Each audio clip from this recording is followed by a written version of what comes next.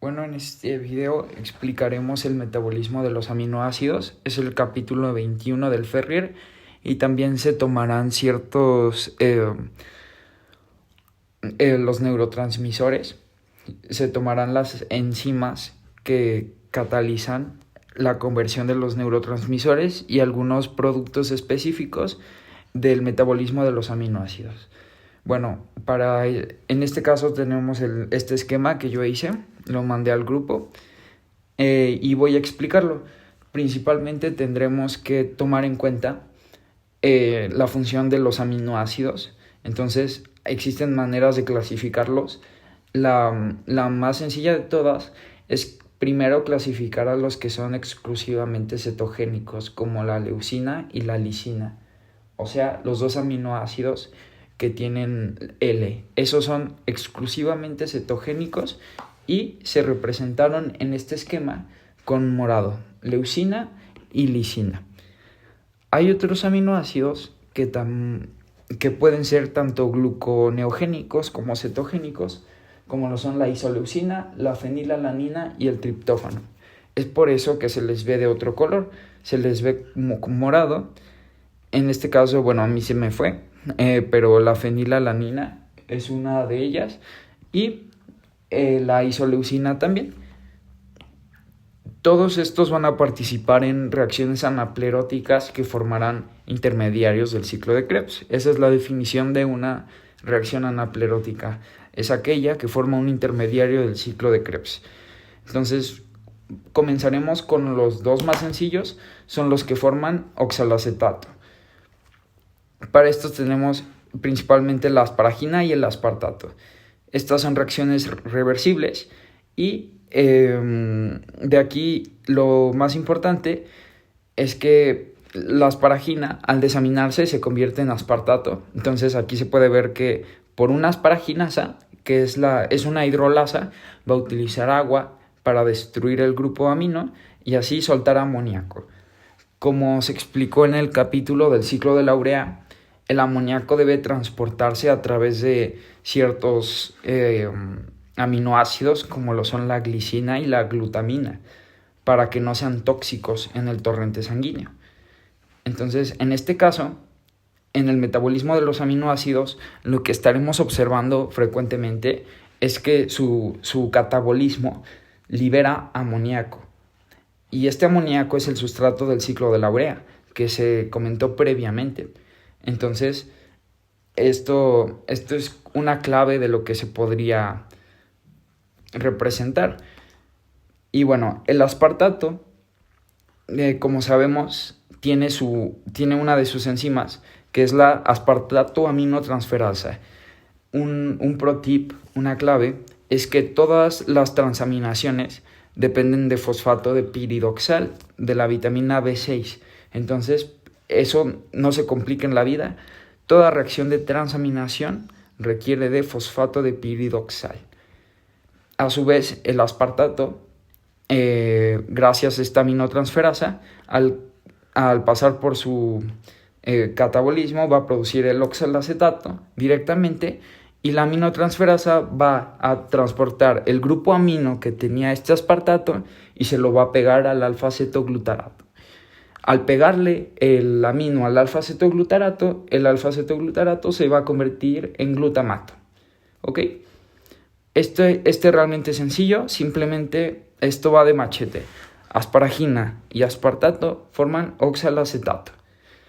Otra cosa que también cabe mencionar es que todos los aminoácidos en su catabolismo requieren una transaminación, con excepción de la lisina y la treonina. Pero bueno, se comentará un poquito más adelante. Vamos a continuar con aquellos aminoácidos que producen piruvato. Estos son gluconeogénicos principalmente. Entonces, bueno, comencemos con la glicina, que está implicada en varias cosas.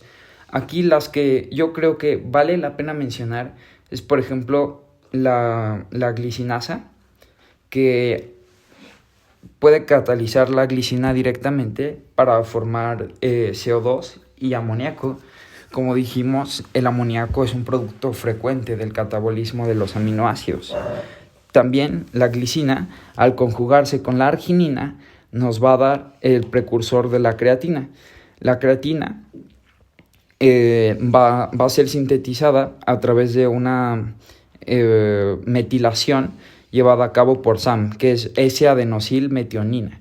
Es una de los principales donadores de grupos metilo y que estaremos viendo muy seguido.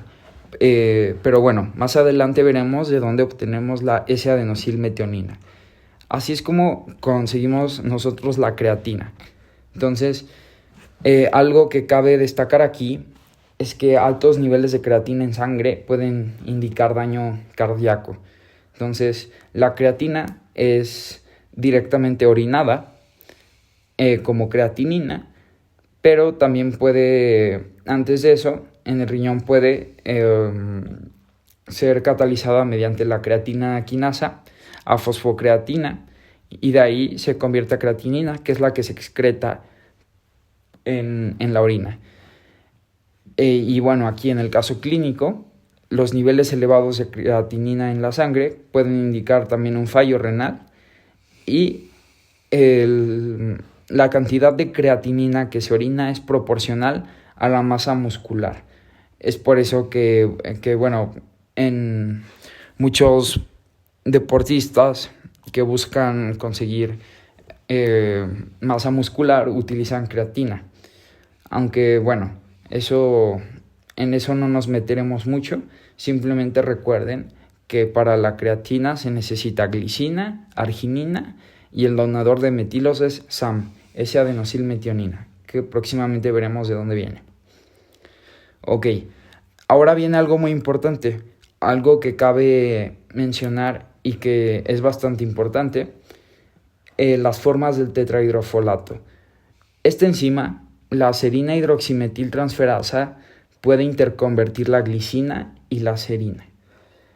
Esto lo que va a formar es un derivado del ácido fólico de la vitamina B9, que es el N5N10-metilente-tetrahidrofolato. Esto se va a utilizar para la síntesis de tiamina, va a ser utilizado por una enzima llamada timidilato sintasa. Entonces, eso es importante hablando de las pirimidinas, que se explicará en otro video si es que me da tiempo, pero que sepan que el N5N10-metilente-tetrahidrofolato está implicado, es producido por esta reacción, por la serina hidroximetiltransferasa. Bueno, pasando a la serina, su precursor de la glucólisis es el 3-fosfoglicerato. Es un intermediario de la glucólisis que puede dar directamente a la serina. A su vez, la serina puede convertirse en ceramida, que es el principal ácido graso en el que se puede catabolizar. Pero bueno, en eso no nos vamos a meter mucho. Eso simplemente lo menciono porque el doctor Saavedra una vez nos llegó a preguntar. Y bueno, lo veo interesante. La ceramida es derivado de la serina. Y la serina puede ser derivado del 3-fosfoglicerato. Ok. Ahora, una función de la serina es que, a su vez, es utilizada para donar los carbonos a la cisteína. Pero bueno, eso lo vamos a ver un poco más adelante. Ahora, hablemos de... la serina al deshidratarse va a liberar amoníaco, recordemos. El catabolismo de los aminoácidos suele dar amoníaco, que será después metabolizado en el ciclo de la urea. Y la serina también se va a convertir en piruvato. Y como sabemos, el piruvato, por el complejo piruvato deshidrogenasa, se convierte en acetilcoenzima A e inicia el ciclo de Krebs. Se condensa acetil-CoA con oxaloacetato, por la enzima citrato sintasa se forma el citrato. Pero bueno, en eso no nos vamos a meter porque eso es carbohidratos. Ahora, hablemos de algo muy interesante, algo que tuve mal en el examen, que es el triptófano. El triptófano es un aminoácido peculiar porque es cetogénico y a la vez glucogénico. El triptófano, los adelanto, el neurotransmisor principal que proviene del triptófano es la serotonina. Para esto se necesita BH4, que también se le llama tetrahidrobiopterina. La enzima que cataliza esto es la triptófano hidroxilasa. También algo que vale la pena memorizar son las hidroxilasas, porque la mayoría requieren tetrahidrobiopterina. Se verá, por ejemplo, en el caso de la fenilalanina hidroxilasa, que también es dependiente de tetrahidrobiopterina, o la tirosina hidroxilasa, que también es dependiente de tetrahidrobiopterina. También en este esquema creo que no se menciona, pero la síntesis de óxido nítrico también depende de tetrahidrobiopterina. ¿Ok?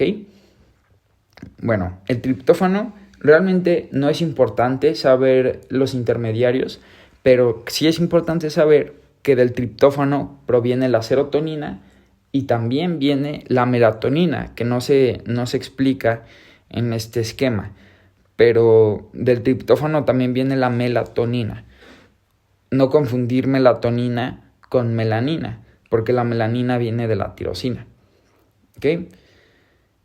A su vez, el triptófano, al catalizarse, como dijimos que es glucogénico y cetogénico, nos puede convertir acetoacetilcoenzima A, y su catabolismo también es utilizado para la síntesis de nicotinamida, que es la vitamina B3. Entonces, esto vale la pena, pero de lo importante, que está relacionado con el primer y quinto parcial, es la enfermedad de Hartnup, que son defectos en la captación de triptófano por una deficiencia en la niacina, en la vitamina B3. ¿Okay? Entonces, esto también les podría ayudar para el segundo parcial, por ejemplo. Y bueno, del triptófano, por la triptófano deshidrogenasa, viene la alanina. Esta es exclusivamente glucogénica y bueno, de aquí no hay tanto problema. La alanina, al igual que el aspartato, tiene su aminotransferasa peculiar. También se utiliza alfa-cetoglutarato. Entonces, lo que ocurre aquí es que el grupo amino de la alanina es donado. Dios mío, ¿qué acabo de hacer? El grupo amino de la alanina es donado al alfa-cetoglutarato y esto nos da glutamato. Entonces, la alanina aminotransferasa, dependiente de fosfato de piridoxal, como todas las aminotransferasas, nos va a producir piruvato. Y a su vez convierte el alfa-cetoglutarato en glutamato, porque el grupo amino de la alanina se destina al alfa-cetoglutarato. Y eso es lo que lo convierte en glutamato, como se verá más adelante. Y bueno, por último, la cisteína. La cisteína voy a mencionarla desde acá. ¿Por qué desde acá? Porque todo inicia con la metionina, un aminoácido que realmente parecería que no tiene nada que ver. Pero si recordamos la estructura de la metionina tiene un grupo azufre. Entonces, a través de una serie de reacciones, se va a obtener SAM, que es el donador de metilos, S-adenosilmetionina. Es el que mencionamos que participa como donador de metilos en la creatina. De aquí es de donde se obtiene S-adenosilmetionina o SAM, que es el principal donador de metilos. Entonces, este intermediario va a ser utilizado por varias reacciones de metilación. Entonces, es importante también grabarse que la mayoría de reacciones de metiltransferasas son llevadas a cabo por S-adenosilmetionina, pero las que no son llevadas por esas hay que aprenderlas, como sería en la síntesis de pirimidinas. Pero bueno, ahorita continuamos con los aminoácidos. Después de aquí se va a catalizar de nuevo en S-adenosilo-homocisteína, pero de aquí, ¿qué nos importa? Que al final va a terminar dándonos homocisteína. Este es el precursor de la cisteína. Por eso mencioné previamente que la serina juega un papel importante, porque esto es algo muy interesante. La serina es el que va a aportar los carbonos para la cisteína. La metionina únicamente aporta el azufre. Es por eso que la cisteína tiene el mismo número de carbonos que la serina. Pero la característica de la cisteína es que ella además tiene un azufre. Y ese azufre viene de la metionina. Entonces, si preguntan, ¿cuál es el aminoácido que dona los carbonos de la cisteína? La respuesta sería serina. Si preguntan de dónde viene el azufre de la cisteína, la respuesta es metionina. ¿Ok? Esto va a requerir, para que la serina pueda ser incorporada a la cisteína y formar cistationa, se necesita una enzima dependiente de fosfato de piridoxal llamada cistationa sintasa. Entonces, si esta enzima es deficiente, vamos a tener una enfermedad importante, que es la homocistinuria.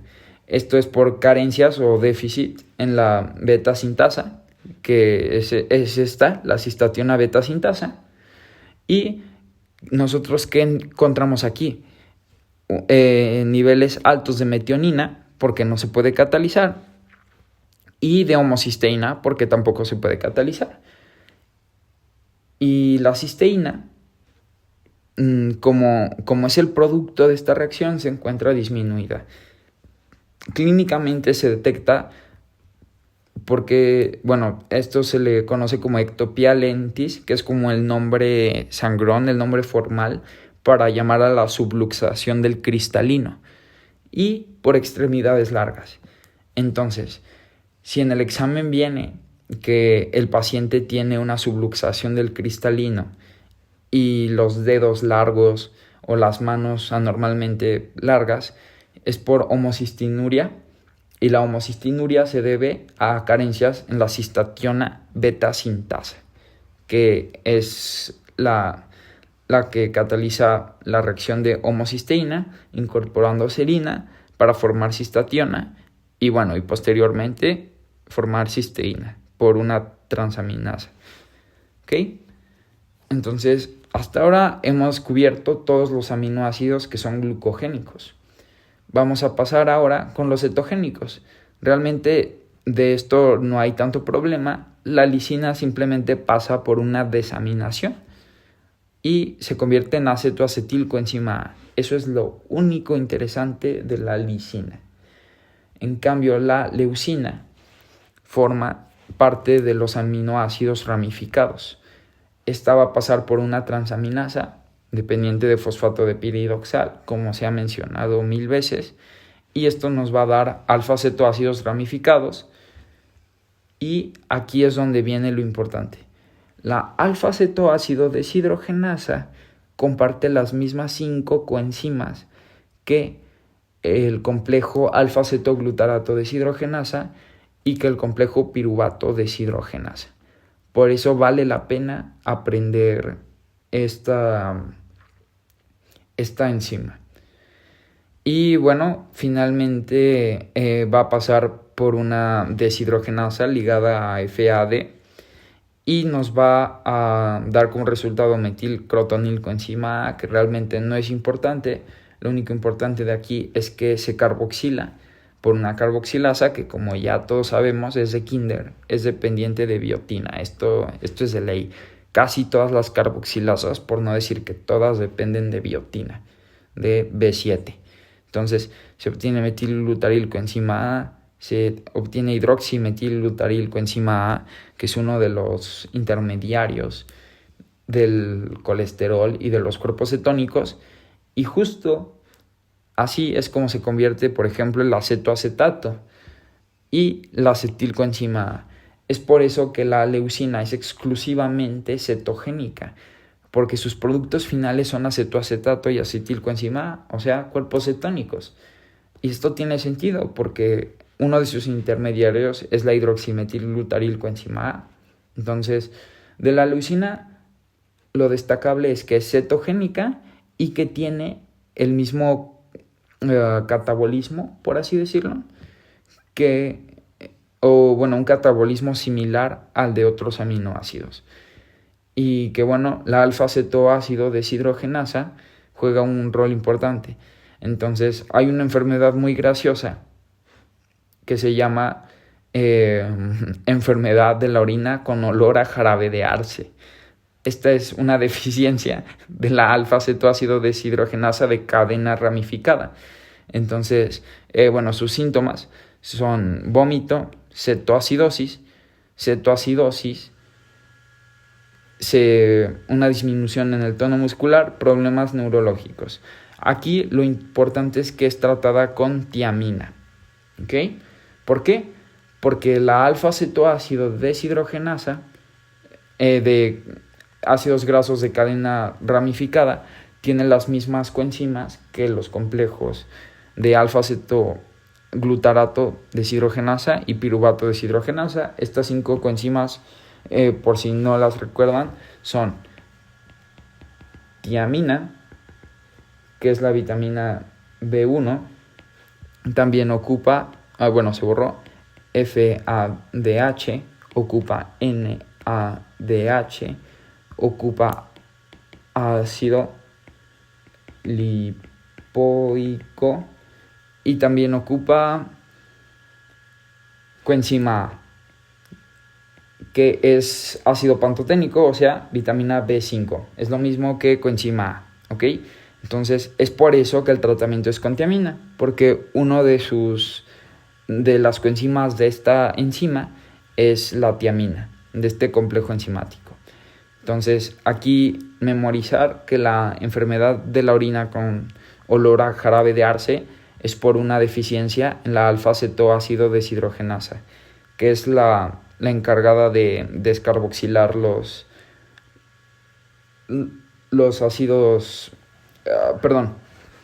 aminoácidos de cadena ramificada. De una vez menciono los aminoácidos de cadena ramificada son la valina, la leucina y la isoleucina. Pero aquí vamos a separar la leucina de las demás porque esta es exclusivamente cetogénica. Estas dos no, estas dos son diferentes. Y de hecho justo eso es de lo que vamos a hablar ahorita. Por ahora me voy a saltar el alfa-cetoglutarato y voy a ir con lo que yo considero que es lo más importante de todo el catabolismo de los aminoácidos, que son los aminoácidos que nos dan succinilcoenzima A, son los que están en verde. Estos son metionina, treonina, valina e isoleucina. Como sabemos, la valina y la isoleucina son 2 aminoácidos ramificados. Los dos pasan por una transaminación, de nuevo dependiente de fosfato de piridoxal, al igual que la leucina, y van a pasar por lo mismo, por la alfa-cetoácido deshidrogenasa, que aquí menciono que tiene las mismas 5 coenzimas que el complejo piruvato deshidrogenasa y que el complejo alfa-cetoglutarato deshidrogenasa. Entonces, esto es interesante y de nuevo, la misma deficiencia de esta enzima nos da la enfermedad de la orina de olor a jarabe de arce, ¿ok? Pero aquí, ¿qué es lo que cambia respecto a la leucina? Aparte de que la leucina es cetogénica. Lo que cambia es que estas van a producir finalmente propionilcoenzima A. Y también la isoleucina puede ser glucogénica y cetogénica a su vez. Entonces, esto explica por qué produce acetilcoenzima A. Pero aquí nos vamos a enfocar en que el catabolismo de estos 2 aminoácidos, tanto de la valina como el de la isoleucina, nos van a producir propionilcoenzima A. ¿Esto por qué es importante? Porque la propionilcoenzima A, prop quiere decir 3 carbonos. Entonces, nosotros lo que queremos agregar es un carbono extra. Esto lo hacemos con una carboxilasa, la propionilcoenzima A carboxilasa, de nuevo dependiente de biotina. ¡Qué sorpresa! Y así obtenemos la metilmalonilcoenzima A, que tiene 4 carbonos. A partir de aquí, lo único que vamos a necesitar es mutar esta metilmalonilcoenzima A de 4 carbonos a succinilcoenzima A mediante una mutasa. Esta mutasa depende de 5-desoxiadenosilcobalamina, que es una de las dos formas de la vitamina B12. Vale la pena aprenderse las dos formas de la vitamina B12 porque son utilizadas en diferentes reacciones. La 5-desoxiadenosilcobalamina es utilizada por la mutasa, por la metilmalonilcoenzima A mutasa, para producir succinilcoenzima A. Y bueno, eso es lo importante de estos dos aminoácidos. Ya se explicaron las diferencias con respecto a la leucina, que es exclusivamente cetogénica. La leucina termina por producir cuerpos cetónicos como lo son el acetoacetato y bueno, también acetilcoenzima A. Pero en cambio estas dos, por ejemplo la leucina produce acetilcoenzima A, pero realmente tanto la valina como la isoleucina terminan produciendo propionilcoenzima A, que se carboxila y luego se muta y se convierte en succinilcoenzima A. Entonces, perfecto, llevamos ya 2 de estos aminoácidos. Ahora, vamos con la metionina. La metionina, como les expliqué, es el productor del donador de metilos, S-adenosilmetionina. Después se cataboliza a S-adenosilo-homocisteína. Y aquí nos vamos a detener en la homocisteína. ¿Por qué? Porque la homocisteína se puede reconvertir a metionina. O sea, nosotros podemos obtener la metionina de nuevo. ¿Y esto cómo lo hacemos? Con una enzima llamada metionina sintasa. La metionina sintasa va a ocupar otra versión del tetrahidrofolato, que es la N5-metiltetrahidrofolato. La enzima que se ve implicada es la metionina sintasa y a su vez no solo utilizará el N5-metiltetrahidrofolato, también va a utilizar vitamina B12.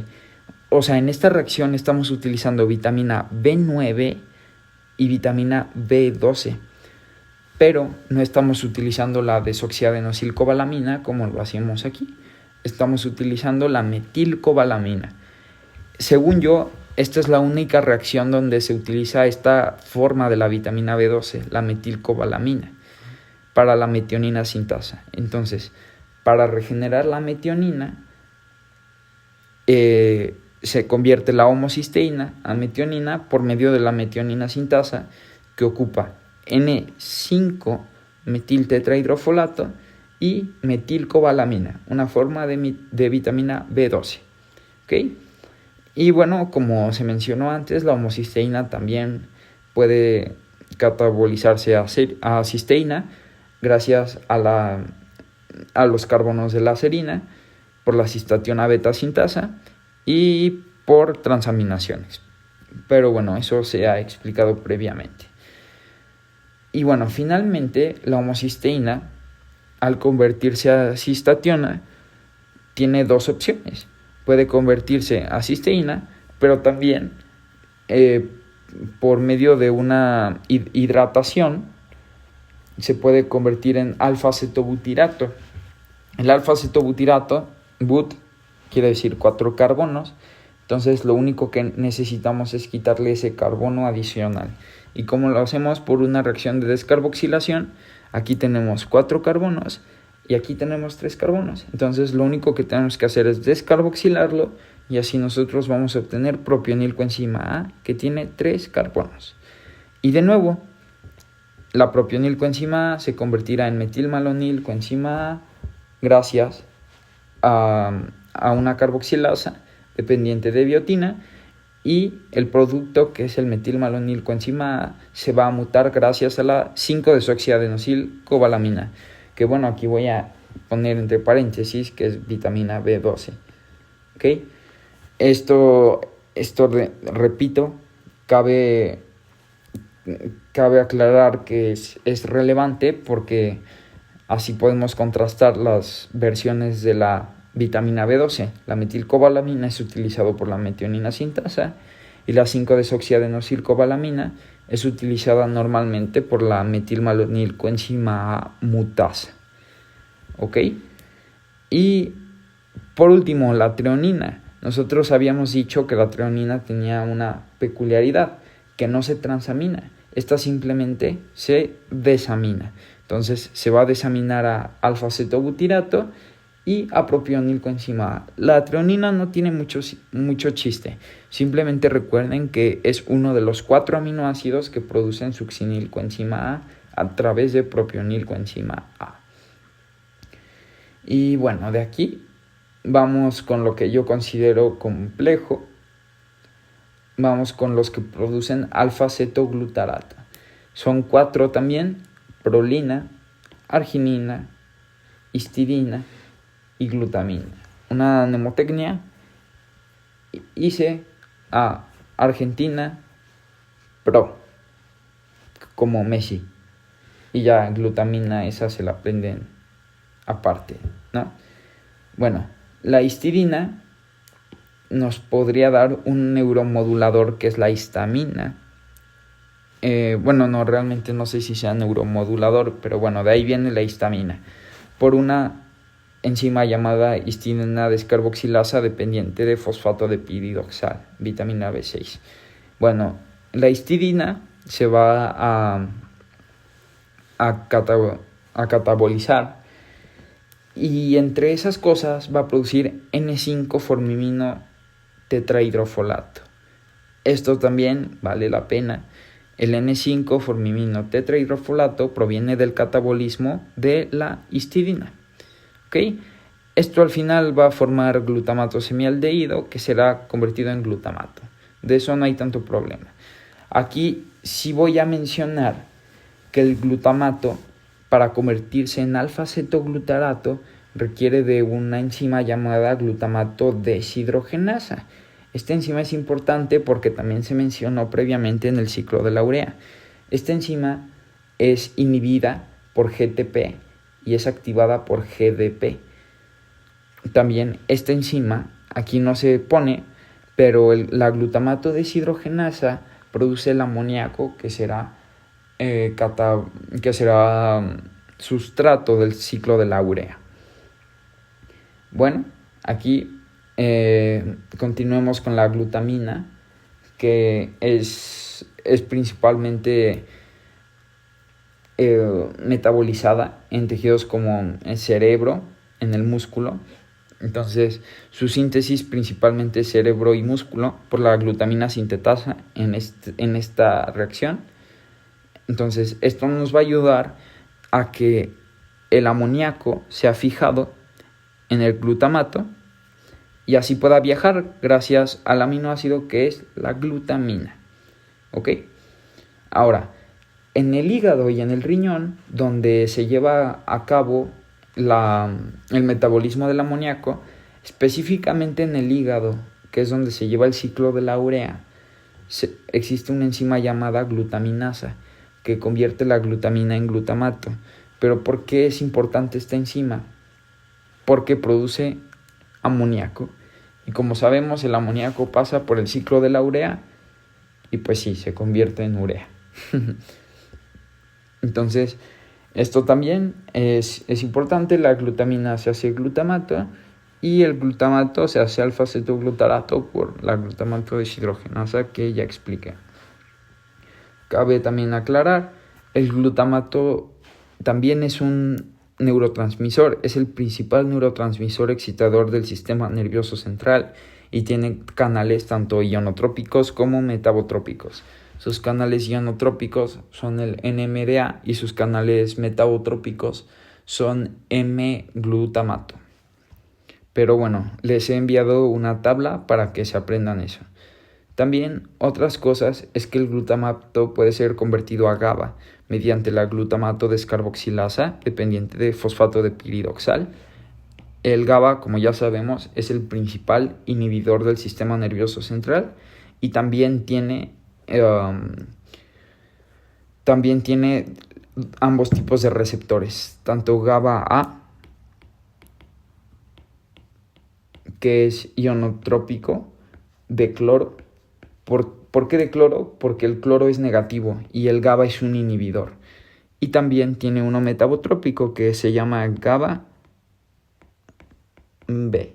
Y bueno, el receptor metabotrópico, como sabemos, es acoplado a proteínas G y su respuesta es más potente y a su vez tarda más. Pero bueno, finalmente vamos a continuar con la prolina. Esta simplemente se oxida a glutamato semialdehído y directamente el glutamato pasa a alfa-cetoglutarato por la glutamato deshidrogenasa. De aquí no hay tanto problema. Ahora de la arginina. Aquí me voy a detener un poquito porque también se había mencionado en el ciclo de la urea que la arginina es el principal activador de la N-acetilglutamato sintasa. De hecho, es el activador más bien de la N-acetilglutamato sintasa. La N-acetilglutamato sintasa produce N-acetilglutamato y el N-acetilglutamato es el activador. Espero que lo estén recordando y espero que respondan ahora mismo. Es el activador de la carbamil fosfato sintetasa. Entonces, carbamil fosfato sintetasa 1, que es el formador de carbamil fosfato a partir de bicarbonato y de amoníaco. Bueno, ese es un rol importante de la arginina en el ciclo de la urea, pero como digo, eso ya se explicó previamente. Otra cosa importante es que la arginina, mediante la arginasa 1, se convierte en urea. La arginasa 1 es la última enzima del ciclo de la urea. La arginasa 1 convierte urea y ornitina. La ornitina será reciclada y será utilizada por la ornitina transcarbamilasa. Pero bueno, eso ya se mencionó en el ciclo de la urea. Entonces recuerden que la arginina es uno de los que producen glutamato y el glutamato se hace alfa-cetoglutarato.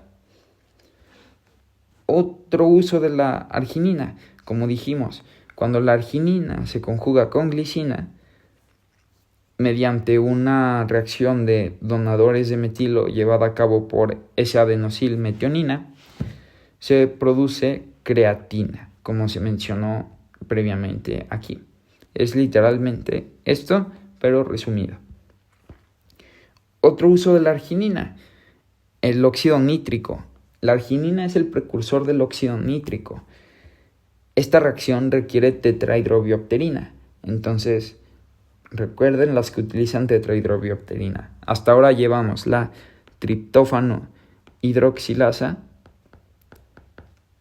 y esta enzima, realmente no obtuve el nombre, una disculpa, de esta enzima, pero sabemos que para la síntesis de óxido nítrico se necesita arginina y es en parte llevada a cabo por la tetrahidrobiopterina. El óxido nítrico, me voy a adelantar un poquito con los neurotransmisores, actúa en el sistema nervioso y va a producir GMP cíclico. Entonces, el GMP cíclico se cambia, se cataboliza y se convierte en GMP por una fosfodiesterasa. Entonces, aquí, ¿qué es importante? El Viagra, el sildenafil, es el inhibidor de la fosfodiesterasa. Entonces, el óxido nítrico es un vasodilatador.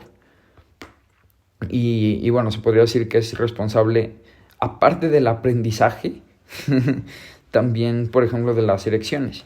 Entonces, el Viagra lo que hace es que inhibe a la fosfodiesterasa. Y la fosfodiesterasa es lo que convierte el GMP cíclico en GMP.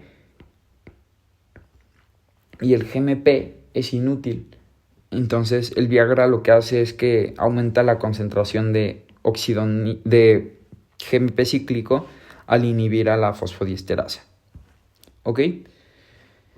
Y hemos acabado con estos aminoácidos, con los productores de alfa-cetoglutarato. Entonces, finalicemos con mis favoritos: la fenilalanina y la tirosina. La fenilalanina y la tirosina van a producir fumarato finalmente. ¿Ok? Vamos a irnos desde la fenilalanina. ¿Por qué? Porque aquí hay un montón de casos clínicos bastante preguntables. Recuerdan que les había mencionado que tendríamos que aprendernos aquellos aminoácidos que utilizan tetrahidrobiopterina. Bueno, la fenilalanina hidroxilasa cataliza la reacción de fenilalanina a tirosina. Esta va a utilizar tetrahidrobiopterina. ¿Okay? Es otra de las que utilizan tetrahidrobiopterina. Hasta ahora llevamos 3. ¿Qué ocurre si la fenilalanina hidroxilasa se encuentra deficiente? Bueno, vamos a tener algo que se llama fenilcetonuria. Y en caso de fenilcetonuria, la fenilalanina terminará siendo convertida en fenilacetato y fenilactato. Y bueno, esto es tóxico, esto es malo, esto es muy, muy malo. Y además alcaptonuria, albinismo y tirosinemia. Entonces, esos son como los signos de deficiencia de la fenilalanina hidroxilasa. Y bueno, de aquí recordar también, me metí más de fondo en la tetrahidrobiopterina. La tetrahidrobiopterina, al catalizar esta reacción, se convierte en dihidrobiopterina. Pero de aquí, algo que también es importante aclarar, es que el GTP termina catabolizándose y produce dihidrobiopterina, que mediante una enzima llamada dihidrobiopterina reductasa, que ocupa NADH, se va a restablecer y va a volver a ser tetrahidrobiopterina, que va a ser utilizada para la síntesis va a ser utilizada por las enzimas fenilalanina hidroxilasa, la productora de óxido nítrico, al escribir todo mal, óxido nítrico, y por la triptófano hidroxilasa. Si se dan cuenta, las hidroxilasas son las principales que utilizan tetrahidrobiopterina. Esas sí tienen que aprendérselas. Y luego, la fenilalanina va a producir tirosina por la fenilalanina hidroxilasa. Bueno, pues sorpresa, la tirosina también utiliza tetrahidrobiopterina. Y esto lo expliqué en mi seminario, pero bueno, lo vuelvo a explicar. La tirosina se convierte en dopa, que es el precursor de... Espero que hayan respondido. De la dopamina. ¿Ok? La tirosina va a utilizar también tetrahidrobiopterina para convertirse en dopa. Igual por tirosina hidroxilasa. Entonces, en total llevamos 4. Tirosina hidroxilasa, fenilalanina hidroxilasa, triptófano hidroxilasa y seguramente arginina hidroxilasa o algo así se debe llamar. Pero es la que se utiliza para producir óxido nítrico. Bueno, esto nos va a dar dopa. La dopa se va a descarboxilar por una descarboxilasa dependiente de fosfato de piridoxal, que aquí no lo menciono, pero en el seminario sí lo mencioné.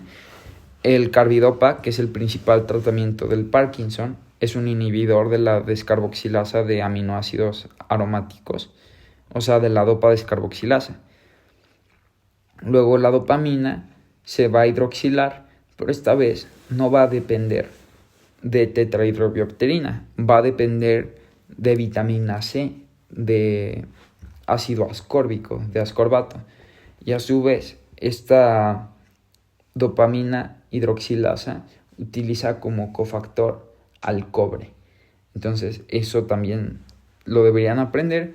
¿Y por qué? Porque la dopamina hidroxilasa va a producir noradrenalina, que como sabemos tiene receptores metabotrópicos, que son adrenérgicos, son los alfa y beta adrenérgicos. Y bueno, estas realmente no son preguntables, yo lo hice más que nada por mi seminario, pero igual valdrá la pena aprender que las catecolaminas son degradadas por la monoaminoxidasa. Y SAM, S-adenosilmetionina, que ya sabemos de dónde viene,